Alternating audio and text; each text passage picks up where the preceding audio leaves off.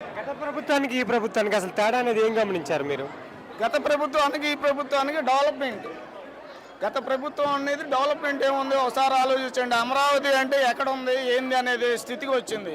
ఇప్పుడు అమరావతి అంటే మన గుంటూరు నగరం, అర్థమైందా? మన చిరకాల కోరిక అమరావతి అనే పట్టణం గురించి, అర్థమైందా? ఇది అంటే గత ప్రభుత్వంలో 3 రాజధానులు అన్నాడు కదా, అది ఎవరికి యాక్సెప్ట్ చేయలేదు. అందుకే కాదా 170 వైనాట్ 170 అన్నది పోయింది.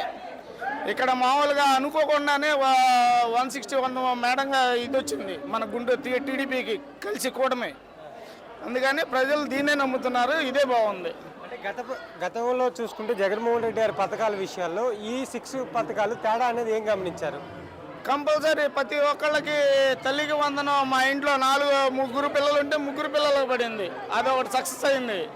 దీపం పథకం కింద కంపల్సరీ సిలిండర్లు అనేది కానీ ఏదైనా ఇప్పుడు ఆ ఎంజాయ్మెంట్నే చేసుకోవడానికి ఈ ప్రోగ్రాం పెట్టారు.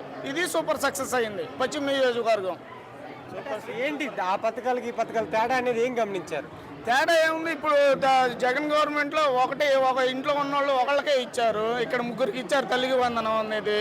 ప్రతి ఒక్కళ్ళకి అందలేదు అనడానికి లేదు, అందరికీ అందినాయి. అంటే ఇలాంటి చూసుకుంటే కూటమి ప్రభుత్వం వచ్చిన తర్వాత రైతులు నష్టపోతున్నారు, గిట్టుబాటు ధరలు లేవు అని చెప్పేసి అంటున్నారు. అదంతా పెద్ద పెద్ద నాయకులు మాట్లాడాల్సింది. దీనికి సంబంధించింది ఏంటంటే మేము ఇప్పుడు సూపర్ 6 సక్సెస్ ప్రోగ్రాంలో సెలబ్రేషన్లో ఉన్నాం.